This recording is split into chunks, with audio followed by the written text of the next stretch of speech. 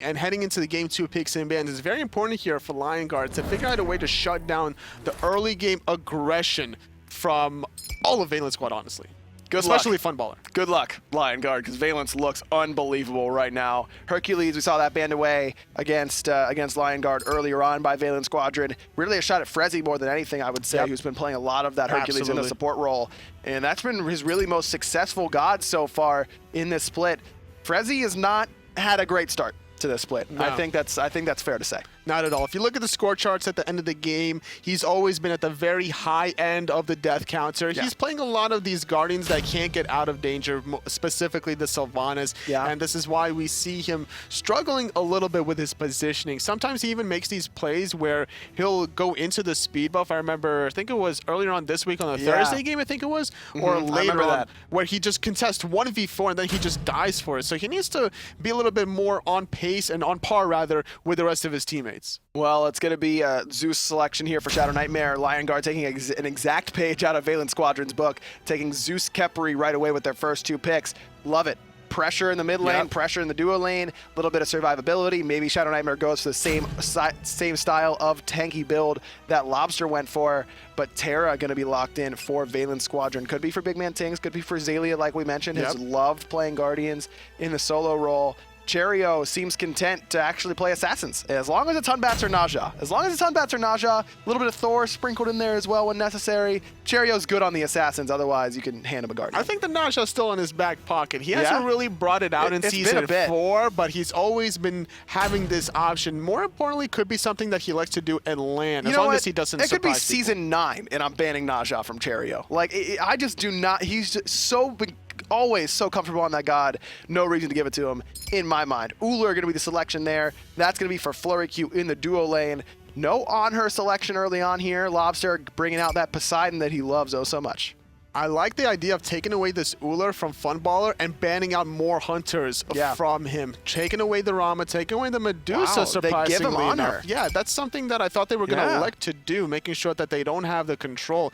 Because Honor is one of these jack-of-all-trades hunters where he can go in and get out at the same time whenever he wants to. Having a CC immune ultimate, having a knockback, which can work offensively and defensively. Xing going to be the selection there for Valance Squadron. Again, don't really know exactly where that's going to go in relation to the Terra. Both can solo, both can play the support role. No on her. Skadi. Doesn't have escapes such as the on her would necessarily, but a lot of damage and a big burst once you have that Transcendence This is just Funball saying, I'm better than everyone here, and I'm just gonna beat you. I'm gonna beat you with the god that can take 1v1s as good as any hunter in the game. At least that's the way I look at this, is Funball just wants to box FleuryQ in lane, and Skadi one of the best 1v1ers. Well, Valance Squad kind of messed up their drafts here, letting Odin go through despite having a composition that might be a little bit bursty, but not having any escapes away from that cage. Definitely going to have to be looking for that Phantom Relic to survive. Terra and Skadi and Poseidon going to be a little bit of trouble, though both Xing and Batz can get out of that Odin cage. And there isn't a whole lot of healing that Valance have, so you don't have, you're not really worried about that Odin. I think that's probably why it got let through. When you pick something like Sylvanas or Ra, that's when you're thinking, okay, we need to ban Odin. Terra is a healer and doesn't have an escape, but it doesn't have that same sort of, oh man, we better ban Odin or we're in serious trouble here sort of feel to it. Especially considering the fact that Lawbster is playing the Poseidon. That's something you have to protect your mid laner for. You know, having a very defensive mindset from Lawbster in game number 1, going for an early mark of the Vanguard, now transitioning into a more offensive mind, going for that Soul Stone. Yeah, both mid players going for the Soul Stone. Soul Stone receiving a recent buff. Now you get a little bit of mana back whenever you do consume all 5 of those stacks, and it's always been the premier power item in the middle lane. Just didn't have quite the mana sustain to see play early on in Season 4. The red buff being started up here by Valance Squadron, just getting those little guys off there. Frezzyy recognizing exactly what Valance is trying to do. Tough to say exactly who got control of that, but FleuryQ had soloed that entire wave right as it came out of tower, leaving Lion Guard free to secure this purple buff. Valance Squad not able to really control their own buff. That's going to allow FleuryQ now to hit level 2 and then start these oracles up, getting some very early vision control for the rest of his teammates. Now that's going to give a little bit of a wave control back on the side of Valance Squad on the left-hand side, and they could look to just basically freeze the wave out or look to put push as quickly as possible and then look for their own red buff. We do see a Ratatoskr. I believe this is the first time since we saw it, since 4.3 hits. Ratatoskr seeing a little bit of a nerf, Tolly. What's different about the jungler? So the thing about Ratatoskr is his ultimate. His radius now got nerfed by about 5 units. Similar, I think it's the same exact circle now as the Thor, making it a little bit more difficult to hit. As well as a little bit of a cost increase on that Acorn, so he's not able to buy that quite as quickly. And then you also have the nerf to the Dart cooldown. Previously, whenever you hit your Acorn Blast or Flurry of Acorns, it would, for every enemy you hit, it would reduce by 2 seconds your dash cooldown, now down to 1, so a little bit less mobility for the jungler for Guard Esports. Still brings a lot of early game pressure, and no damage numbers were touched either. No, absolutely. He still does a lot of damage, but the biggest factor of Ratatoskr's kit is how easy it is to hit multiple targets with his ultimate. So getting that reduced is definitely the huge turning point on Ratatoskr, which is why we haven't seen too much of the Rat in the SPL quite after that patch. Ducky really was never allowed to have an impact in Game 1. He had a decent laning phase up against Xaliea, nothing really to write home about when it came to that laning phase, but whenever it came time to the team fights, the rest of the team was so far behind that I don't think he really had a chance to impact it.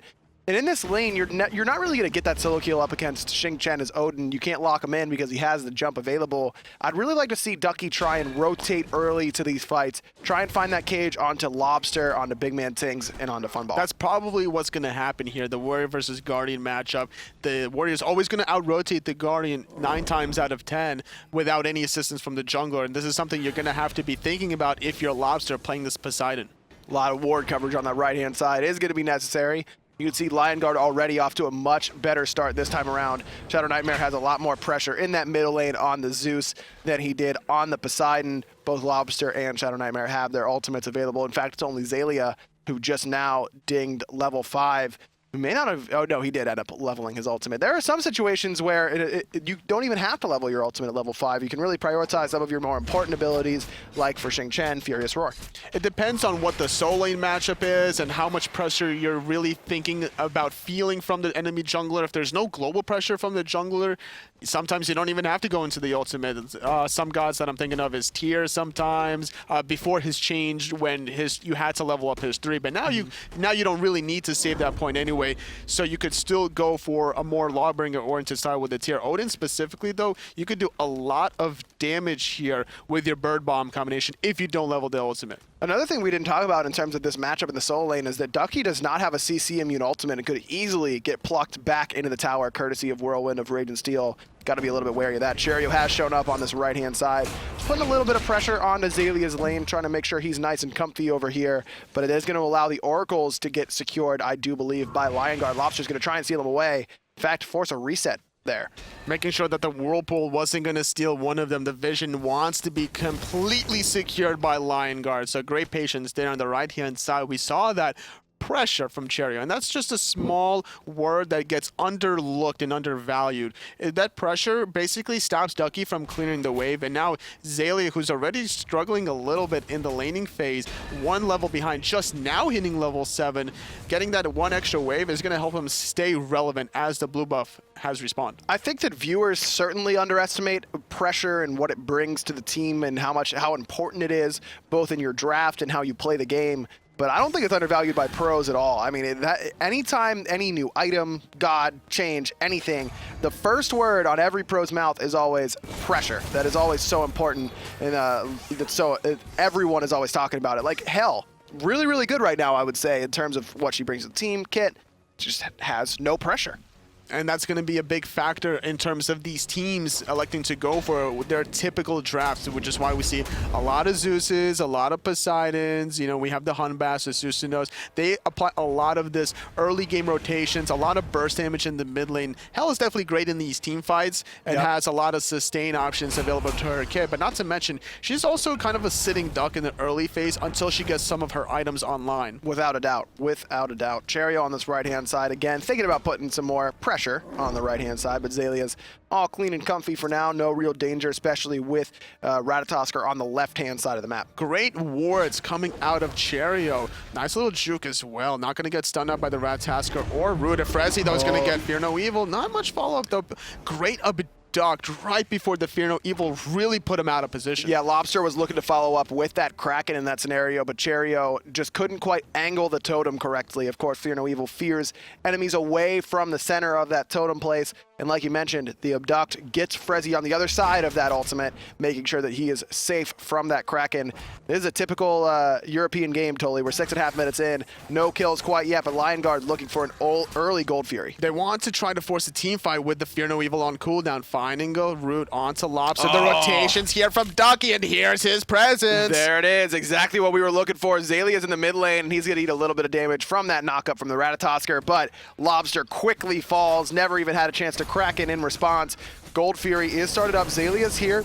There's the ultimate from Terra as well, but Gold Fury goes the way of Lion Guard. The question is, how much will they pay for it? Ducky, he's gonna fall. Meditation there from Frezzyy, keeping everyone top, but Valance, they're still looking to fight. Xalia's gonna get picked off 1-for-1 thus far. We see Funballer trying to do as much damage as possible. Duct is not on the mark. 2 members falling thus far from Lion Guard, despite them getting the Gold Fury. With Cherryo coming back, he could look for another re-engage here once his ultimate comes online, not to mention Lawbster's revived, and he has a Kraken. He's wrapping around left-hand side. Yeah, Frezzyy needs to be careful with his positioning, but they're actually looking at FleuryQ, who has to use the Purification to jump away. Frezzyy still in the face of Cherryo on this speed buff. No response whatsoever from Valance as Frezzyy finally decides that he's had enough of messing with the enemy jungler, as Cherryo is able to secure his own speed buff.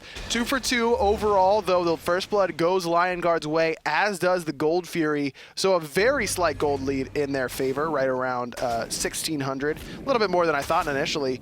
So good farming coming out from Lion Guard early on, and like I mentioned, both the Gold Fury and the First Blood. That's why you see that disparity in the red team's favor. Definitely need to be looking for more of these rotations from Ducky on the Odin onto Lawbster. Shutting down this Poseidon is going to be the key factor, because we actually saw the difference of levels between Lawbster and ShadowNightmare the last game, where ShadowNightmare was down about 3 or 4 levels heading into the 20-minute mark. And this could be a point in time where if Ducky continues to isolate Lawbster from the rest of the team, especially considering there's no revival because the Khepri is actually on Frezzyy side instead of BigManTingz, this could be the key strategy for Lion Guard and to allow ShadowNightmare to get his damage online. And it was a great rotation from Ducky, and we need to be seeing a little bit more of that for Lion Guard. I mean, that Bird Bomb did 3/4 of Lawbster's health instantly, and he had no idea it was coming. That's exactly what you want to do on this Odin. Love the aggressiveness from the young solo laner for Lion Guard. We're looking to take at least a game here off the top card in Europe, Valance Squadron, who had a very, very dominant game 1. Game 2, a little bit closer, 9 minutes in, 2-2. Lion Guard's a little bit ahead until Cherryo finds Ducky on that right-hand side. Just knows, again, no CC immunity available for Odin in that kit. Looks like both Whirlwind of Rage and Steel and Fear No Evil used to pick up Ducky. And if you use that jump in the laning phase, it's going to be very easy for the rest of the ganks to happen. Frezzyy just not on the same page as FleuryQ. It was a great opportunity, but the Hunter was just too far away for that gank to really be of any use. And off of the pick onto Ducky, that tier 1 tower in the solo lane took so much damage. Anytime you're a god that needs to use their escape to clear the wave, you have to be so careful about these ganks. And we haven't really seen too many wards here on the side of Lion Guard to really spot them out. Yeah, Cherryo still hanging out over here, and you can see that the Genji's guard was the second item picked up by Ducky, trying to give him a little bit of extra magical defense against Xaliea in lane, but Dzoni on the left-hand side trying to find the kill on a Funball, trying to abuse this immobile Hunter, and that's exactly what Lion Guard does. ShadowNightmare able to pick it up with the detonate. Frezzyy actually rooted underneath the tower now. Block is good. Great body block. Ultimate. He's also going to be... Oh, he didn't get the revive. I thought he was going to try to. And now Lawbster's going to be able to confirm this, more than likely. Lawbster trying to, but there are 4 members of Lion Guard here, and so Lawbster willing to give it up. Stunned out by FleuryQ. Good axe there. And Dzoni Schultz trying to find the kills. Lawbster trying to get away, a little bit more cooldown necessary, and Ratatoskr not going to be able to find the return kill. Frezzyy, though, I thought he dropped the ball by letting himself go through with Lawbster coming through, but look at this. Cherryo was left unchecked in the mid lane, getting 500 gold for his team. Johnny makes the rotation, but it's not in time.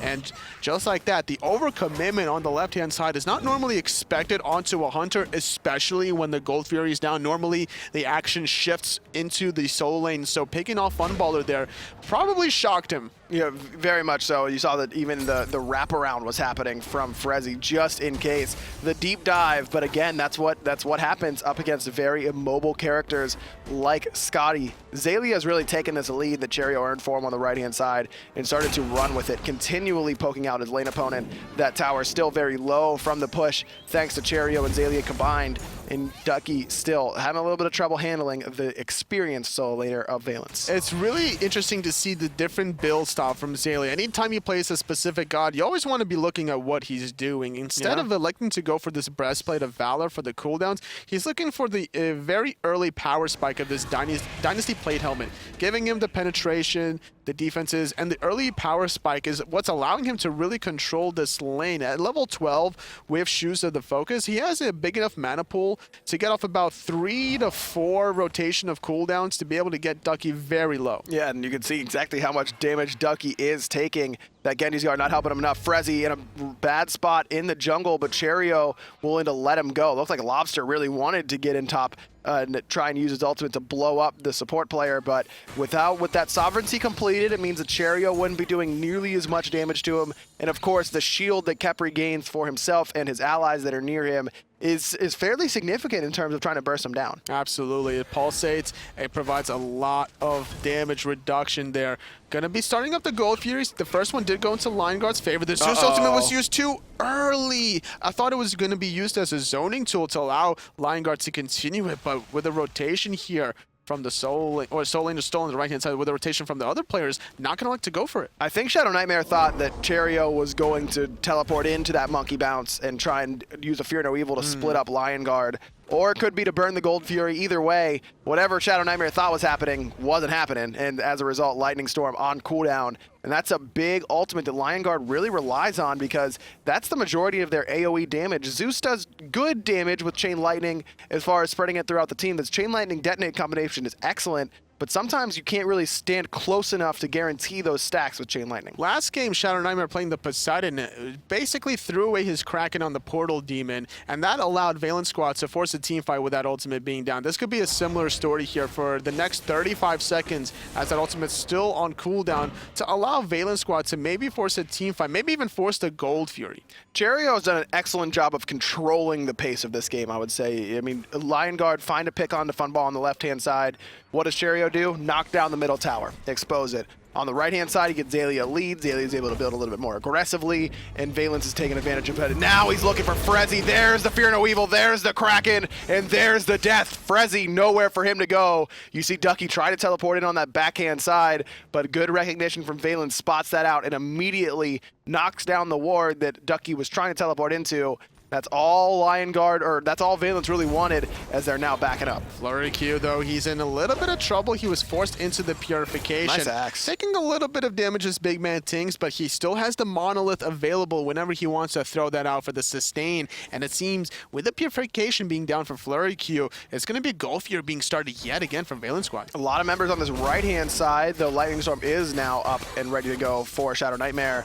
I don't think they know. No. Lion Guard don't know this Gold Fury's happening. Half health is the Gold Fury. First one was done by Lion Guard. Looks like the second one is going to be completed as well. And they realize now at this point, like, okay, something's fishy. We haven't seen the dual lane in quite some time. They're probably on Gold Fury. Let's at least go for this Portal Demon. But to contest it is going to be Xaliea. Yeah, you saw FleuryQ in base there. Maybe that's why Lion Guard didn't want to go in on that. But Xaliea and Cherryo, they certainly know this is happening on this Portal Demon. Xaliea just using that Whirlwind of Rage and Steel to zone away the enemies, make sure they can't secure that Portal Demon.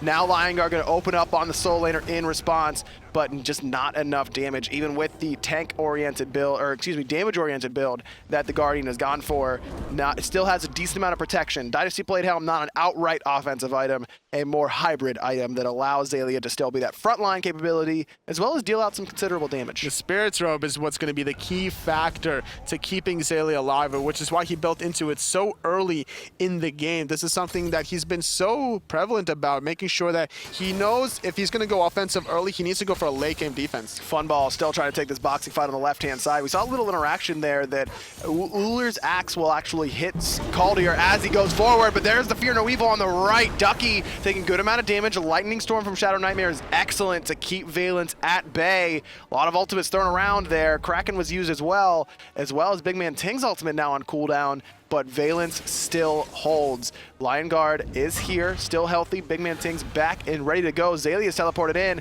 and he's looking to fight, but Ducky finds the blink cage, but there's no follow-up. No follow-up at all. Ratatoskr's in the air. Johnny's going to be able to dive the backline if he chooses to, but Xalia's doing a good job zoning as well. Johnny's actually going to start the blue buff while there's a team fight going on. FleuryQ finds the solo kill. Actually, Funball and FleuryQ trade on the left side while this is all going on. Cherryo was trying to dissuade Johnny from stealing away the blue buff, though it looks like he was successful.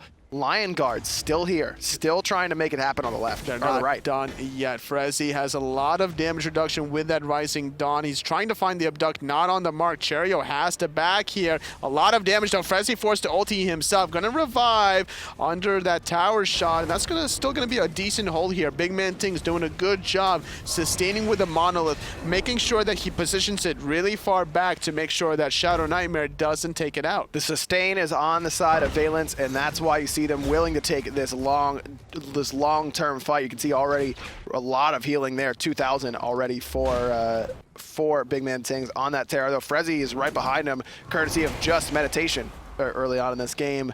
5-4, Valance in the lead, up about 3,000 gold as well after that excellent Gold Fury steal. Real sneak, sort of, is the word I suppose I would use. But now they're in position to steal away this portal demon, and no one from Lion Guard knows is happening except for ShadowNightmare, who does have Lightning Storm. He has no mana though, except for that one ultimate. He's gonna get pulled back in by Xaliea into a Kraken. There's the Aegis though, he's still alive. Portal demon goes away of Valance as Funball picks up ShadowNightmare. Johnny around the backside trying to dash away, but the slows from Lawbster. You can't get away from Poseidon very easily. And there's the damage as well. Lawbster able to pick him up. Portal Demon goes Valance's way, and ShadowNightmare trying to steal it, but no mana, no purification beads. And we've seen this time and time again early on in Season 4 from ShadowNightmare, willing to sacrifice himself for some objectives that maybe they should just let go. His other teammates just weren't too close to him to follow up anyway. Normally it's other tanky targets baiting themselves out to allow their high bursty damage characters to find people out of position, but it's actually going to be Frezzyy out of position here on the right-hand side yet again. The Abduct was body blocked nicely there by BigManTingz, rooted in place from that Skadi ultimate. One more hit's going to do it, and right as the Scarab's Blessing dissipates, Funball knew exactly how much damage he was doing, no problem whatsoever, as Frezzyy takes his second death. FleuryQ decides that he's had enough of team fighting right now. He hasn't really been in any team fights quite yet and doesn't want to be at this stage. Still trying to push down this tier 1 tower in middle. Cherryo there to respond as the rest of Valance shoving down that tier 2 on the right. It's going to be very successful considering the fact that Ducky's ultimate is still on cooldown, having to use it defensively. BigManTingz leading the charge. In the sky, though, Johnny has made the rotation. He's going to land onto 2, but then instantly retreat. No damage follow-up either. There's the Kraken. It's going to find 3, and Ducky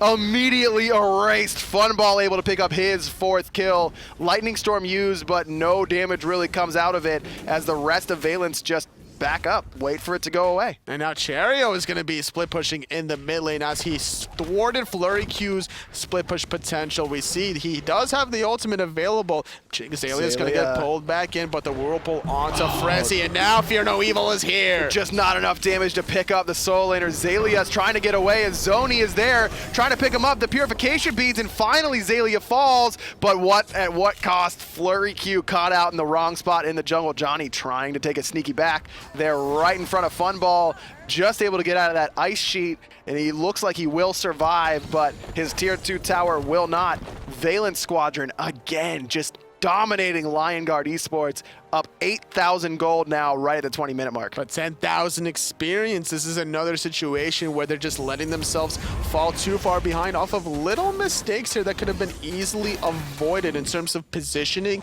and patience, in terms of coordinating with your teammates. You know, Frezzyy going on the left-hand side, trying to abduct onto Funballer before FleuryQ was there. Another time where ShadowNightmare just casually throws out his ultimate at Gold Fury, throws out his ultimate again at Portal Demon, allowing Valance Squad to easily win the remainder of this team fight. Is not helping Lion Guard's case at all. Another desperation Fire Giant attempt there for Lion Guard, but BigManTingz yet again with the map presence, the map knowledge to understand exactly what Lion Guard's trying to do and snuff it out. Xaliea did have to use his teleport to ensure that Fire Giant wasn't going down, but I don't think he's too worried about that. No, not at all. These team fights have been going in their favor so well. All they have to do is just be grouped up. They don't really even have to worry about the rotation from FleuryQ in these team fights. The 5-on-4 here from Valance Squad with the ultimates from Cherryo and Lawbster have been just so devastating to Lion Guard between the disruption from Fear No Evil and then the damage from the Kraken, not to mention the chase down potential from BigManTingz Terra's Blessing. Yeah, it's been a well-drafted composition for Valance, and Lion Guard hasn't really had an answer. Funball's on the left-hand side,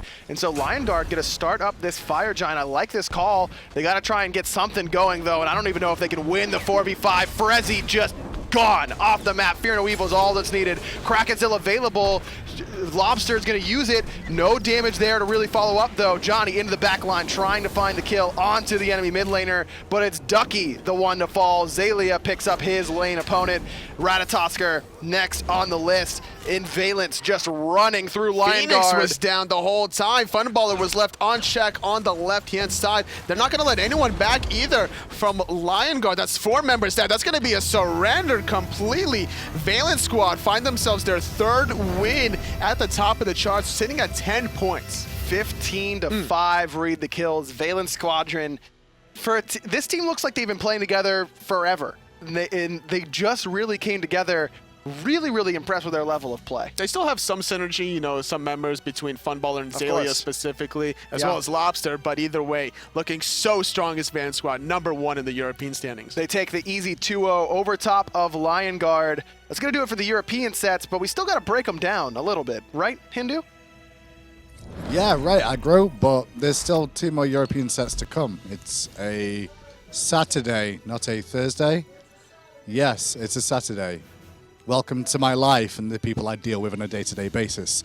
Europe will continue, but Valance Squadron, let's take a look back at that game right from game 1, first of all. And let's be honest, it was the Funball show from minute 1. Impale into the tower on Frezzyy.